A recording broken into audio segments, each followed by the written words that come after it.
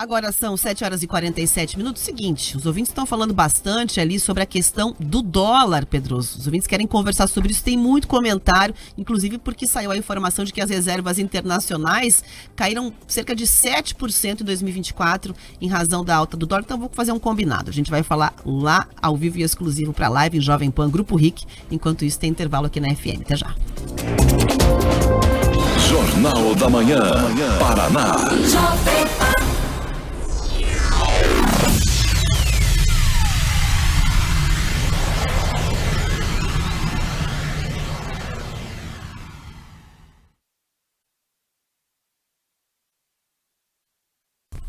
Ao vivo e exclusivo para conversar com a audiência da Jovem Pan News no YouTube. Muita gente está comentando, eu fui lendo aqui desde o começo do jornal a questão do dólar. Dólar R$7, escreveu um ouvinte. Os ouvintes vão falando inclusive sobre os efeitos, né, para várias questões que a gente consome, vários itens que nós consumimos no Brasil, como uma escada em relação a essa questão do dólar. O Guilherme primeiro colocou ali, né?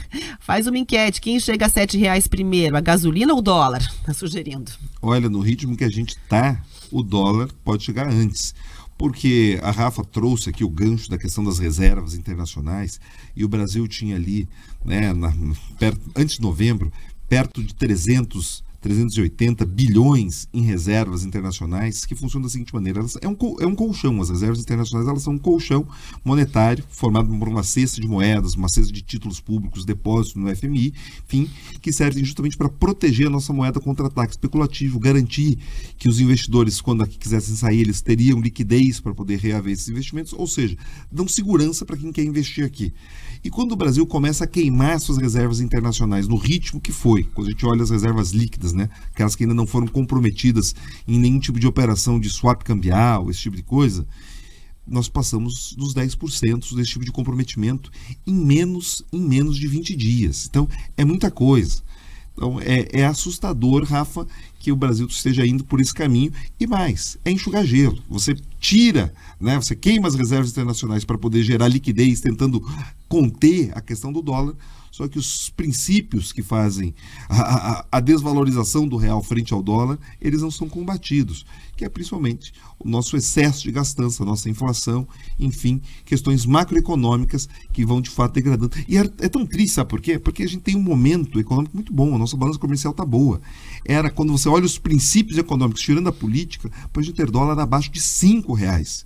Mas a política faz tanto ruído, faz tanto barulho, que a gente não consegue aproveitar aquilo que a nossa economia, né, que depende de outros agentes, tem proporcionado. Embora a gente esteja conversando aqui do ponto de vista macroeconômico, isso afeta a todos, né, Pedro? Tem muitas questões que a gente consome. É a farinha que faz o pão, é o combustível, como mencionou ali o ouvinte nessa questão. O Douglas Rodrigues está dizendo, o dólar chega fácil, R$7. O Brasil, na opinião dele, perdeu a credibilidade.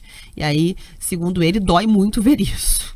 Dói no bolso. Dói muito, porque você tem dois fenômenos, né? Você tem a valorização do dólar, e o dólar tem se valorizado no cenário internacional, e você tem a desvalorização do real. O real foi a moeda que, né, que tem uma maior liquidez, que tem uma transação maior, foi a moeda que teve pior desempenho em 2024. Então, isso sim é de fato muito triste. Você falou, isso é uma questão macroeconômica e afeta as decisões micro, do cotidiano das pessoas. Porque é isso, as coisas vão ficando mais caras. A estimativa é que uma variação cambial do dólar na casa dos 10%, né, tem um impacto perto de 1% na inflação, Rafa. Então, se não cuidar, a coisa pode de fato piorar. Mas, pelo menos lá em Brasília, a turma é muito sensível a essa situação do dólar. Agora, usando o termo que ficou famoso na pandemia, dólar acima dos R$6, pelo visto, é o novo normal.